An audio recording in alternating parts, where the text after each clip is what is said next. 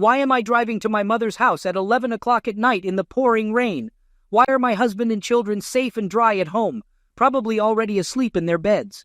Why did Bradley threaten to divorce me? I haven't even done anything. What the heck is going on? Why won't anybody talk to me? My name is Emma Smith. Except professionally, I go by my maiden name, Johnson. My husband, Bradley, never had a problem with that.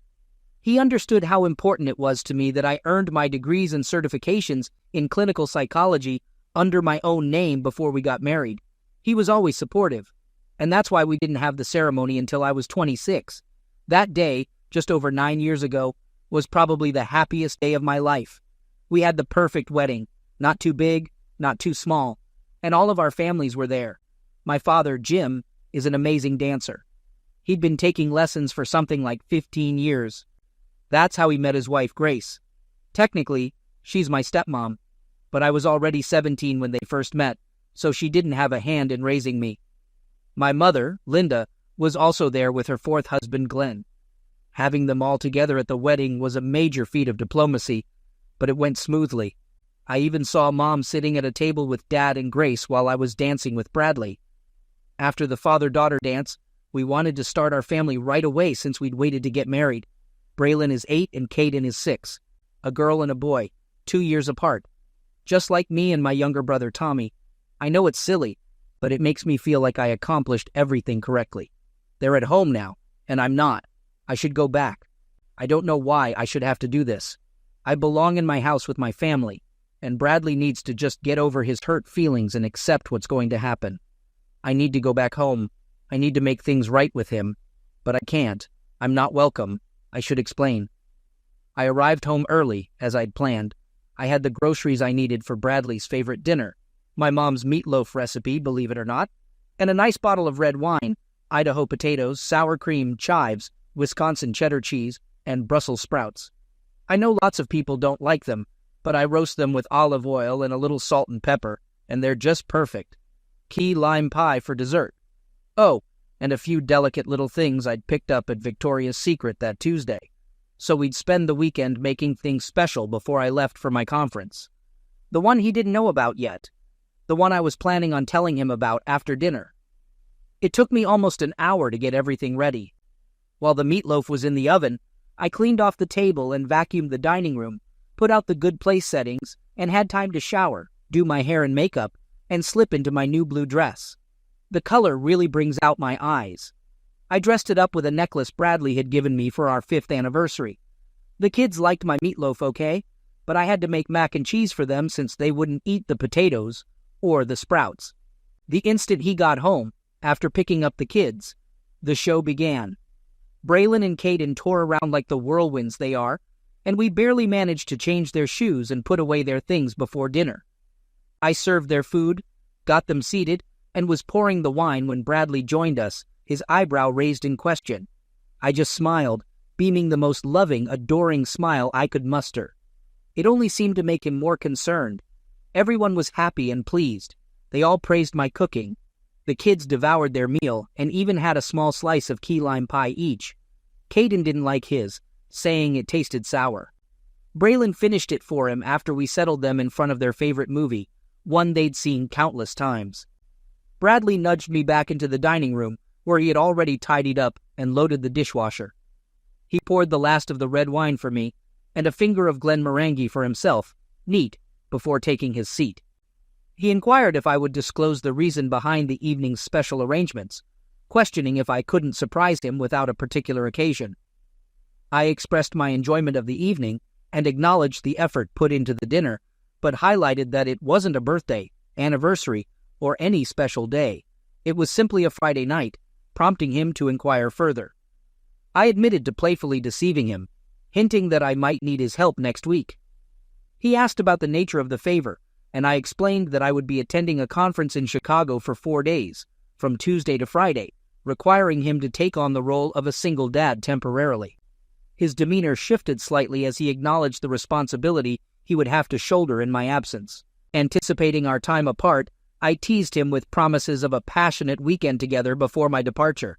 I leaned forward, adding a suggestive glance to my words, hinting at the excitement to come upon my return. He nodded skeptically, questioning why he was just hearing about the conference at that moment. I explained that the invitation had recently come up, highlighting that I had only been invited and hadn't discussed it earlier.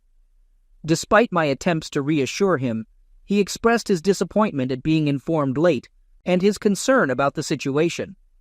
My attempts to calm him down seemed to have the opposite effect. He suddenly stood up, gesturing for me to remain seated, and muttered his frustration, clearly upset. He tried to control his emotions, acknowledging his desire to avoid arguing in front of the children.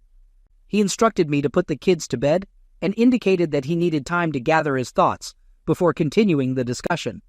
With a tense grip on the chair, he shook his head and went upstairs, leaving me to reflect on how the conversation had not gone as planned. He spent the next 20 minutes pacing around the house like an agitated tiger. Glancing at his phone, he'd angrily read something, mutter curses under his breath, and resume pacing. At one point, he made a call and left a voicemail, saying, "It's Bradley. She's acting like Linda right now. It's happening now. Please call me the instant you get this." What on earth did acting like Linda mean? What did my mom have to do with this? Not long after, his phone rang, and he stepped outside to take the call, shooting me a glare. Clearly, he didn't want me or the kids to overhear. He returned inside, but was called out again after a brief moment. The kids seemed puzzled, but unfazed by his behavior. As the movie neared its end, he disappeared into the kitchen, where I heard his coffee grinder buzzing. Surprisingly, Braylon and Caden didn't resist their bedtime routine much, brushing their teeth and getting into pajamas without fuss. Somehow, they sensed that something was amiss. I, too, felt jittery throughout. What was troubling him? What did he know? Who was he talking to? And why bring up Mom? With the kids tucked in, I descended to find Bradley back at the table with a full pot of coffee, 2 mugs, and a large Yeti cup. He instructed me to sit, and I obeyed. He poured the coffee, but I declined, mentioning that it would keep me awake. He insisted, saying I would need it. I pressed him to tell me what was bothering him, and he responded by saying he would if I would, assuring me that nothing was wrong. He explained that I was worrying unnecessarily, emphasizing that it was just a conference, a one-time event that I needed to do for myself. I questioned his motives, and he reaffirmed his stance, saying it was exactly as he had stated. He expressed dissatisfaction with the taste of the coffee, prompting me to question what was wrong. Despite my reassurance that the coffee was fine, he began a conversation by asking if I considered him stupid. After affirming that I didn't, he questioned whether I believed myself to be smarter due to my graduate degree in psychology. I denied this and affirmed my respect for him as my husband, partner, and human being. He emphasized the importance of honesty in our conversation and warned against half-truths or sugarcoating. He insisted that he knew more about the situation than I thought and cautioned against lying or manipulation, emphasizing that it wouldn't end well if I attempted to deceive him. I assured him that I would never deceive him, but suggested that he might be deceiving himself. He questioned when I was invited to the conference and how long I had known about it. I explained that I had only mentioned it that evening, claiming it had just happened. He pressed further, asking if I had known before Tuesday, and implying that I had planned the evening to soften him up for the news. I defended myself, insisting it wasn't like that, but his silence spoke volumes. I suggested that we go through the questions again. He asked who had invited me to the conference, to which I replied it was a colleague. He continued to inquire about who was covering the expenses for my attendance, pressing for a direct answer. I mentioned that I would reimburse them, but he insisted on a clearer response regarding who had arranged the fees, airfare, and accommodation. He expressed concern over our account statements for the past 3 months, suggesting that either I had planned this earlier or had undisclosed accounts. Despite his evident upset, I reassured him that he had nothing to worry about. He asked if Richard Taylor was attending the conference. I started feeling a surge of dread. A voice in my head mocked me for being foolish, but I pushed back, telling it to shut up and insisting that Bradley didn't know anything for certain. I admitted that Richard might be there, as he was presenting on Wednesday. Bradley showed me the conference agenda on his phone, expressing surprise that I didn't know about it, given my close friendship and professional relationship with Richard. I confessed that I did know, but had forgotten. Bradley urged me to stop making up stories and reminded me that he wasn't foolish, leaving me with nothing more to say. Bradley suggested recapping the situation. He asserted that weeks or months ago, my older colleague, who he implied had romantic intentions toward me, invited me on a fully funded romantic trip to the city, which I accepted. He accused me of springing this news on him last minute, distracting him with closeness, food, and romance, and leaving him with the responsibility of the kids to prevent his interference. I protested, denying his accusations. He reminded me of his earlier request not to lie to him or to myself, to which I insisted that I wasn't lying. Bradley interrogated me about the duration of my involvement with Richard. I denied any involvement, but he pressed further, asking about Richard's involvement with me and whether I had been involved with anyone else. He threw in a random question about the capital of California to check my presence of mind. My thoughts raced as I reassured myself that Richard couldn't possibly know anything, as we hadn't been do lovemaking. I believed Bradley had to trust me, being my husband. Bradley persisted, accusing me of being clouded by an affair fog and observing my guilty expression. I denied having an affair, but he suggested that perhaps I wasn't involved with Richard yet, noticing my expression change. I explained that Richard had invited me to the conference 6 weeks prior and assured Bradley that we would have separate accommodations and that I would reimburse Richard for expenses. I emphasized the conference's significance for my career and pleaded with Bradley to trust me, reaffirming my love and loyalty to him. Bradley took a slow sip of his black coffee, emphasizing his preference for unadulterated quality. He accused me of diluting that quality by planning everything behind his back, betraying him with secrets, lies, and deception. He asserted that my actions constituted betrayal, though the extent of it remained uncertain. I took a deep breath, trying to reassure myself that I hadn't done anything wrong yet. Bradley accused me of leaving myself vulnerable and setting myself up for closeness with Richard Taylor, suggesting that my actions indicated anticipation rather than explicit planning. I acknowledged that he wasn't entirely wrong in his assessment. My guilt resurfaced, leaving me speechless. Bradley questioned the purpose of the lingerie I had purchased, pointing out that he had seen the charges on the account. I explained that it was intended for him, for our weekend together, and for when I returned from the trip, though there wasn't much packed for the trip itself. He questioned whether any of the items were specifically for Richard, to which I hesitated before admitting that some might have been. Despite my assurances, Bradley expressed his lack of trust in me and his concerns about the situation. He asserted that my actions gave him plenty of reasons to worry, and he set down his mug, signaling the seriousness of the conversation. He laid out the terms, instructing me to leave the house immediately and go to my mother's place. He emphasized that I was not welcome and needed to have a serious conversation about married women's conduct. I was to stay overnight with Tom and Bernice, as he had already informed them, and they were expecting me. I protested, calling it absurd and claiming he couldn't do that. He countered by stating that what was truly absurd was going on a honeymoon with someone else and expecting him to accept it. He reminded me that we had dealt with similar situations before and warned me that if I didn't learn from this, the marriage would be over. He expressed his seriousness, stating that he was dead serious about his decision. I argued that he couldn't force me as he was my husband, not my boss. He acknowledged that he couldn't control me, but emphasized that if he didn't approve of my actions, he could file for divorce, asserting that it was a matter of partnership within the marriage. Despite my disbelief and protestations, he insisted on ending the marriage, stating that we would sort out the details later and that he would hire a lawyer the next day to serve me with divorce papers. In an attempt to prevent further action, he instructed me to visit my mother and suggested that if I wanted him to refrain from taking legal action, I should comply with his instructions. He reassured me that my mother was expecting me and had been informed about the situation. My phone rang, and he urged me to answer. It was my mom, who warned me about the seriousness of the situation and advised me to comply with Bradley's instructions to avoid regret. She mentioned bacon cookies and hung up, leaving me in shock. My phone buzzed again, and it was my brother, Tommy, who must have sent another message. He expressed concern about my situation, offering the spare room set up as a nursery for me and assuring me that I could stay as long as needed. Tommy emphasized that I should call when on my way, even if it meant waking them up during feedings. I declined Tommy's offer, but he insisted I come over by the next morning, threatening to sever our relationship if I didn't comply.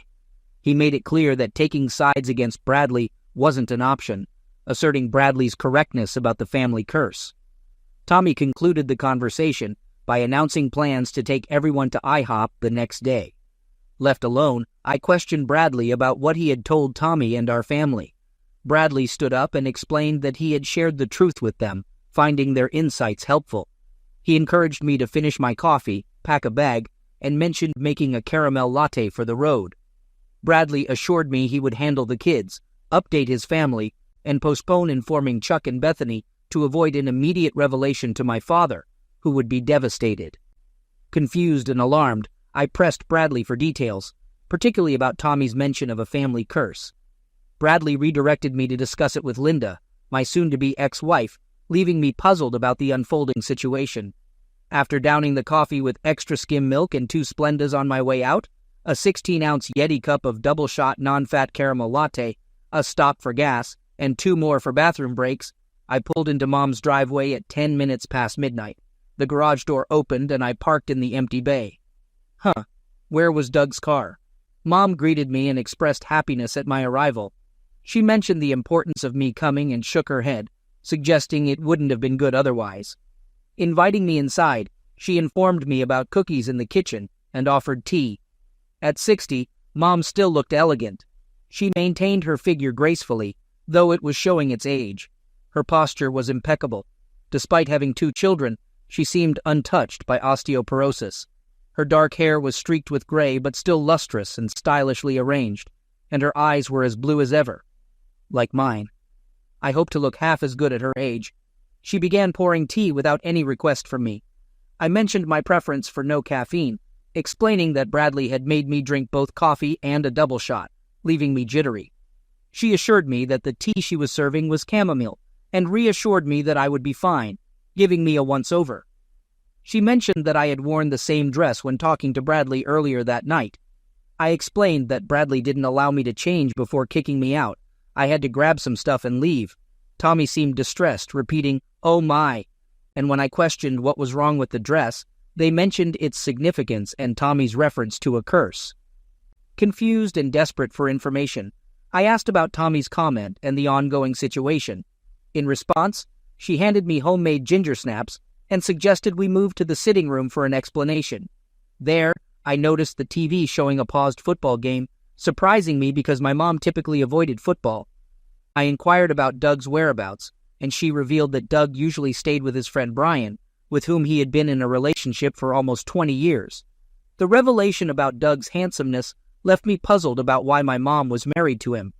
She detailed a complicated story about their marriage with Doug, emphasizing the societal pressures that led them to be married. They acknowledged the acceptance of gay couples marrying nowadays, but explained that, at their age, there were various complexities and layers to their situation. Doug, despite admitting he was gay, did not fully accept himself as such, and did not see himself living openly as a gay man.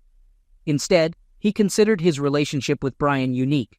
She clarified that Doug didn't feel shame about being gay. It just wasn't how he identified himself.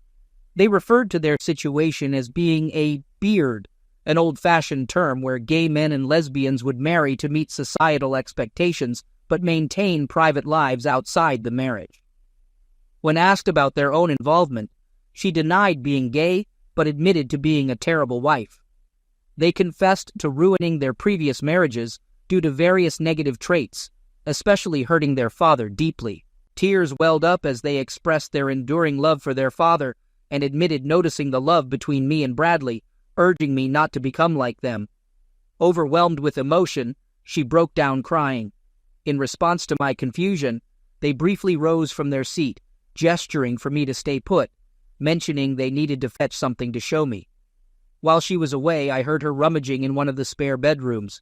Glancing at the screen, I noticed it wasn't displaying the game, but was paused on 2 middle-aged male commentators. They might have been football players in their prime before age caught up with them. Mom returned with a blue dress in a clear plastic dry cleaning cover. She noted that the dress they were showing me wasn't exactly the same as the one they wore. While the style differed, the skirt's length and color were nearly identical. They shared that they had worn this dress the night they ended their marriage to my father, almost 30 years ago. The reason for keeping the dress remained unclear to them, whether as a reminder of mistakes, a connection to their time with Jim, or because it made them feel beautiful. They recounted wearing the dress once more on their birthday that year, but it only made things worse. The incident happened in February, during a snowed-in period with little sunlight. They had bought the dress for Valentine's Day, but the plans were canceled, and they ended up spending it with me and someone else. Jim never saw the dress, and to add to the unfortunate circumstances, it was a leap year, extending the duration of the dreaded month. At the time, I was part of a group of women and their husbands. I barely remember their names now. As couples, we were all pleasant, but when it was just us women, well, you wouldn't believe the scheming and gossip. We'd talk about what we'd do if the right man came along. One woman regularly cheated on her husband and boasted about it. Another was planning an affair with a coworker, and we all supported her. Fortunately, her husband caught on before it went too far. I never engaged in any of that until one day I did. There was a local sports star who frequented bars and clubs, targeting married women and humiliating their husbands. He seemed to enjoy the power he had over them. He'd take these women to his hotel and give them an unforgettable experience, aiming to ruin them for other men.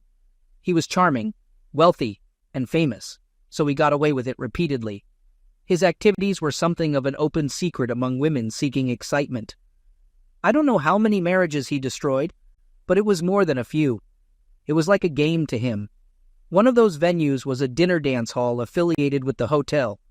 Our group of cheaters and aspirants decided to bring our husbands there on February 29th, Leap Night, to reconnect with each other and our spouses.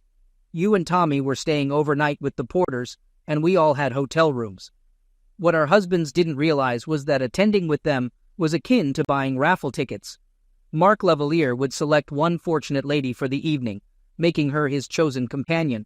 That's why the night out excited us girls so much. My attention turned to the screen where Mark Lavalier, the commentator on the left, appeared. His name was displayed in a graphic beneath his chest, confirming his identity. As the revelation unfolded, it became apparent that Mark Lavalier was Mommy's awful boyfriend. The disclosure shattered my reality, leaving me feeling instantly dizzy and unwell. When questioned about it, I couldn't recall much, only vague memories of staying with Nana and Grandpa while Dad was gone for a while when I was 6 years old. The details were hazy, but I vaguely remembered being upset during that time. My parents had tried to shield me from the situation, acknowledging that I might not recall any of it. During that period, Dad had disappeared for weeks, and counseling was sought as a way to address the issues in their marriage. Mom admitted to attempting to manipulate or control Dad, as he had accused her of doing. The counseling turned into a disaster, and Dad left for Atlanta in a fit of anger for 10 days. Mom didn't know where he had gone until later, when he started taking temporary work assignments out of town. The mistreatment from Mom led to Dad's anger and departure from their marriage. Mom further revealed an incident with Mark approaching their table, taking her for a dance without permission. They danced for several songs, and Mark instructed Mom to slip out the back with him. When returning to the table for her purse, Mom faced Jim, who had witnessed the entire encounter. Jim covered for her, distracting Dad and allowing Mom to leave. This marked the end of her marriage to Dad. The separation and divorce took another 1.5 years, marking the real conclusion of Mom's marriage. Reflecting on that time, Mom expressed sorrow, acknowledging that the experience was beyond dreadful. However, she asserted that the worst part wasn't the separation itself, but rather the reasons behind it. Mom confessed that she would have sabotaged her marriage eventually, even if Mark, the scoundrel, hadn't chosen her that night. She highlighted her repeated destructive behavior with 3 different husbands, admitting her self-centered and entitled mindset, which she believed mirrored my current behavior. Mom emphasized that recognizing such behavior wasn't apparent at the time, and insisted that only a different perspective would reveal it. This conversation, she explained, was a kind of intervention, hoping that sharing her story would provide me with insight to change my ways before it's too late. She then shared her thoughts during her marriage with Jim, describing it as solid and deeply committed. Despite Jim being a wonderful and devoted husband, she succumbed to the temptation of a rare opportunity with Marc Lavalier, who promised to transform her into a glamorous, liberated goddess for a single night of enchanting closeness. After that night, Mom expected to return to her loving husband, believing that Jim's love would eventually overcome any initial hurt. She detailed waking up in her mother's recliner, having fainted due to the overwhelming situation. Mom handed me water and cookies, explaining that I had been unconscious for about 30 minutes. She suggested I wouldn't sleep given the circumstances, and encouraged me to stay and continue the conversation. I expressed my intention to go to bed, but Mom doubted I would sleep, given the resonance of her story with my thoughts. I reluctantly agreed that her story had indeed resonated with me. As I sat with the clear bag containing her blue dress next to me, Mom expressed concern about the possibility of me following in her footsteps. She questioned whether I was destined to ruin every marriage I entered, contemplating if I took my husband for granted while seeking solace in other men. Despite not having strayed yet, she acknowledged my intention to do so. She urged me to listen to my inner voice and expressed concern about the potential doom of my marriage if I continued down this path. When she inquired about my inner turmoil, she considered it a good sign that I was conflicted, but sighed in acknowledgement of the struggle. Mom acknowledged her own skill in silencing the voice of reason, admitting the difficulty of diagnosing and treating herself as a psychologist. She understood the rationalizations I had made, convincing myself that entertaining another man was acceptable, emphasizing the exhilaration and validation it provided. She cautioned against the dangerous thinking that Bradley's forgiveness would pardon or accommodate such transgressions, likening it to a medication that could lead to self-destruction.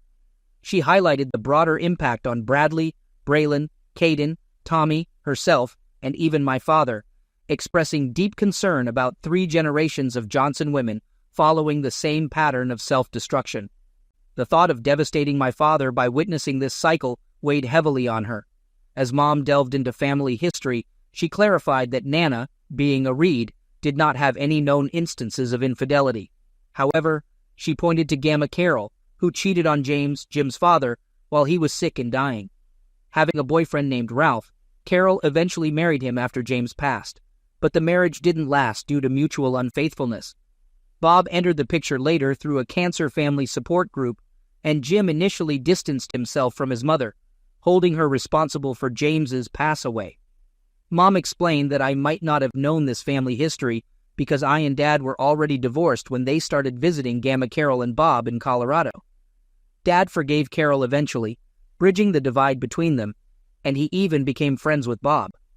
Despite Bob not being at fault, Dad forgave his mother but struggled to forgive Mom. However, he eventually forgave her at my wedding after 20 years, even though she felt she didn't deserve it. She had been unrepentant, apologizing mainly for the cost it imposed on their relationship and attributing his hurt feelings to his fault. She admitted to being proud of the affair, emphasizing that her pride was the whole point. Mom expressed her fear of being single, noting that she had never experienced it and wouldn't know how to exist alone. Contrasting this with Dad, who had the wisdom to give himself time before getting seriously involved with someone else, she admitted her lack of understanding about his approach. She acknowledged giving Mark her number the first night they met, leading to subsequent calls and messages. Despite not planning it, she found herself caught up in another one of Mark's pickup spots, contributing to the cycle of relationships without sufficient self-reflection. 2 weeks later, on St. Patrick's Day at an Irish pub, Mom recounted her shameful behavior when her marriage with Dad was hanging in the balance. She continued to see Mark quietly, even while attempting to patch things up with Dad.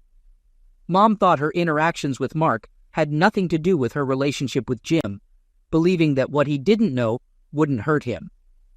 Reflecting on her actions, she considered herself stupid and foolish. In an attempt to deceive Dad, Mom pretended to break up with Mark by staging a phone call, playing the recording for Dad. However, Mark persisted until he was certain the divorce was finalized, then moved on to another conquest, a married woman named Maureen. By that time, Mom had already arranged to marry Jeff. Mom emphasized the need to grasp the entire narrative, as it wasn't solely about Dad and Mark, but extended further to her marriage with Jeff. Despite Jeff being a decent guy, Mom acknowledged he wasn't Jim. She married Jeff because he was available, and while she might have made it work with effort, she chose not to. Devoted to raising me and Tommy in the family home, Mom saw herself as only a part-time spouse. She had decided that if Jeff truly loved her, he would accept her choices, emphasizing that he had no other choice because he was a good guy. Mom believed that if he cared about being a good husband, he would comply with her decisions. For her, the external factors in her life weren't supposed to impact their relationship, and Jeff simply had to cope with it. Mom claimed it didn't imply she loved him any less, and wasn't truly depriving him of anything. She urged her mom to understand and mentioned feeling dizzy and sick, but insisted she wasn't done. Following Jeff, Mom entered a relationship with Danny, seeking a more open-ended dynamic since she knew she would spend time away from the marriage.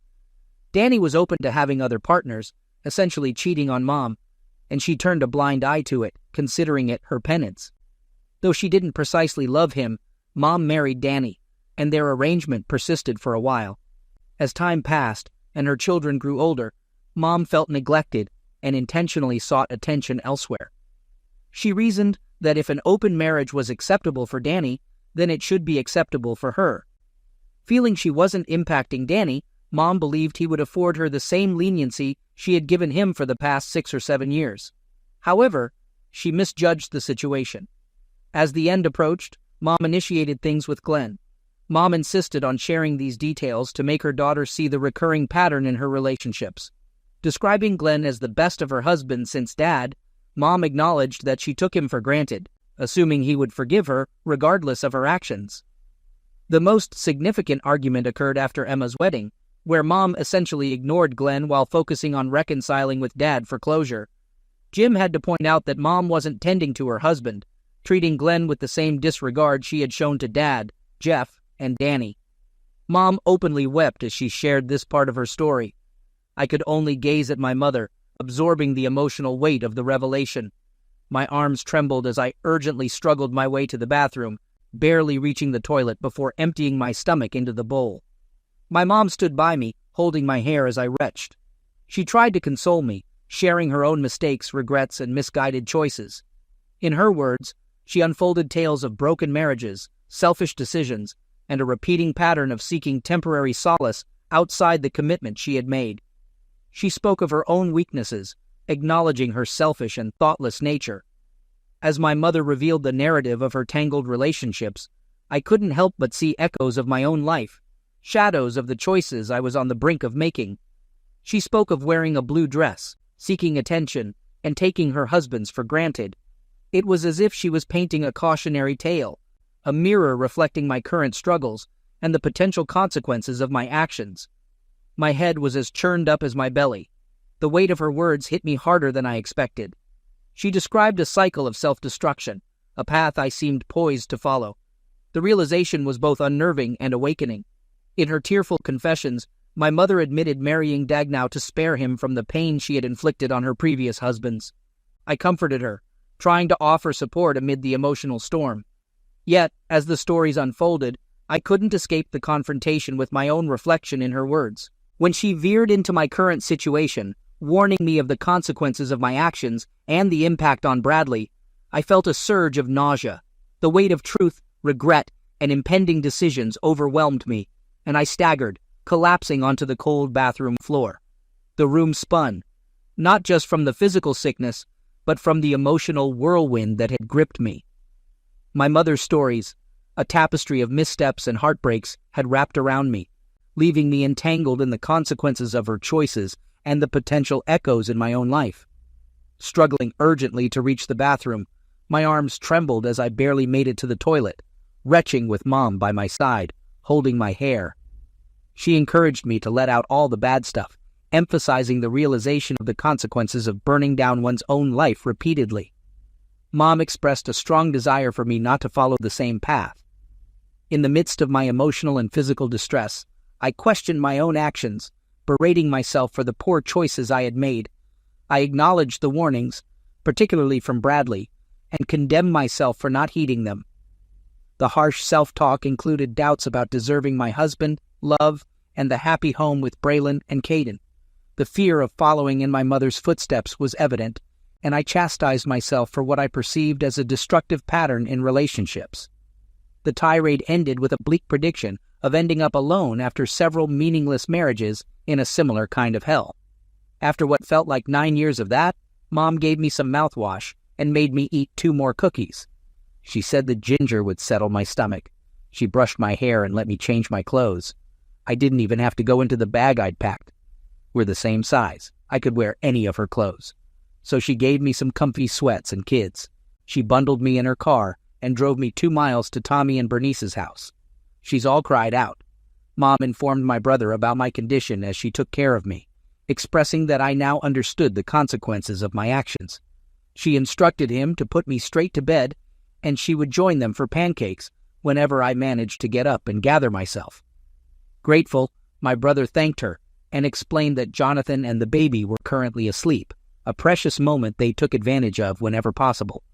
Mom kissed him, expressing love, and mentioned seeing him at a more decent hour. Tom guided me inside and directed me to the nursery room, mentioning they weren't using it yet. Little Lila was peacefully asleep with her mother in the master bedroom, nestled in a crib-like extension beside their bed. Tom assured me that he wouldn't lecture me, acknowledging that our mom had probably done enough of that. He understood that I would spend the night processing everything, hoping I could get some sleep. Before concluding, he felt the need to share something about Bradley, clarifying that he hadn't spoken to him since I left. Despite acknowledging that I knew Bradley better, he wanted to emphasize something he might not have seen in him before. In a brother-to-brother-in-law manner, Tom revealed that Bradley was a fighter.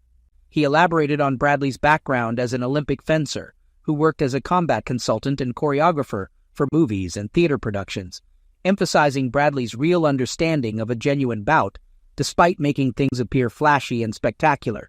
As he referred to Bradley as a fighter, the weight of the words echoed through my thoughts. My brother painted a vivid picture of Bradley's commitment to me and our family, likening him to a warrior, a Navy SEAL, a force to be reckoned with. Despite Bradley's lack of combat experience, my brother emphasized the unwavering determination and protective instincts he held for us. It was a powerful message, a reassurance that Bradley would go to great lengths to keep us safe and united. The gravity of my brother's warning settled in, a stark reminder that attempting anything like my recent struggles would be futile. Bradley, armed with knowledge and a deep commitment, would not be deceived. My brother's intervention had shed light on Bradley's awareness, and I felt a mix of gratitude and relief. In a surprising revelation, my brother shared that our father had warned Bradley about potential challenges before we got married. It was a preemptive son-in-law talk, offering a unique perspective on marriage and human nature. The conversation highlighted the lengths my family had gone to, preparing for the possibility of me straying down a destructive path. As my brother expressed his willingness to intervene and support me, I couldn't help but feel a sense of security. He kissed my forehead, offering a brotherly protection that brought comfort and reassurance. That night, I slept soundly, the weight of the revelations and the emotional turmoil of the past days beginning to lift. The next morning, the familiar chaos of family life greeted me, a mix of energetic children, misplaced shoes, and unbrushed teeth. It felt different in this new setting, but there was a hint of nostalgia for the earlier, more hectic days of parenting. As we gathered for breakfast, I couldn't help but admire my brother's family. Bernice, his wife, embodied grace and beauty, effortlessly balancing motherhood with her gymnast's physique and delicate Belgian accent. My brother's protective instincts extended to her, ensuring a haven of security for their family. The pancakes served that morning were not just a breakfast. They carried the flavor of emotional release and the optimism for better days. The conversation navigated away from past troubles, allowing us to share moments of joy and connection. Later, as Mom drove my car to meet us, the mention of a little something in the back caught my attention. She revealed it was her blue dress, a symbolic gesture of letting go. Despite its outdated style, she believed in its comeback, a hopeful reminder that even after facing the shadows of the past, there could be a resurgence of brighter days. "I suppose we could classify it as vintage," Mom said with a slight half-shrug. "You're an adult, a beautiful one. You'll make your own decisions. Do what you want with it. Just please, try not to repeat my mistakes. Don't use it to break your husband's heart. And for heaven's sake, never let your father catch you wearing it. It would surely give him a heart attack. I won't, Mom. Thank you. Have a safe journey home. I love you. Love you too. Thank you. Thanks for everything. Before starting the car, I sent 2 messages. In the first message to Richard, I canceled my trip to Chicago, instructing him to cancel the plane tickets, the booked room, and the conference registration, seeking a refund for the fee. I suggested finding someone else for his plans and expressed anger for threatening my marriage and family, almost ruining my life. I demanded no further communication except in a professional context, which should be kept to a minimum. I warned him to avoid my husband and brother for his own safety, as they were aware of everything. In the second message to Bradley, I apologized for the situation and regretted causing worry. I acknowledged acting without considering him and promised never to contemplate such actions again. I pledged never to take him for granted, to never underestimate him, and always prioritize him. I thanked him for intervening and vowed to be the one to stop myself from now on, understanding the family history. I expressed deep love for him and recognized that he deserved better than the neglect, disrespect, and foolishness I had shown. I solemnly promised never to repeat such behavior.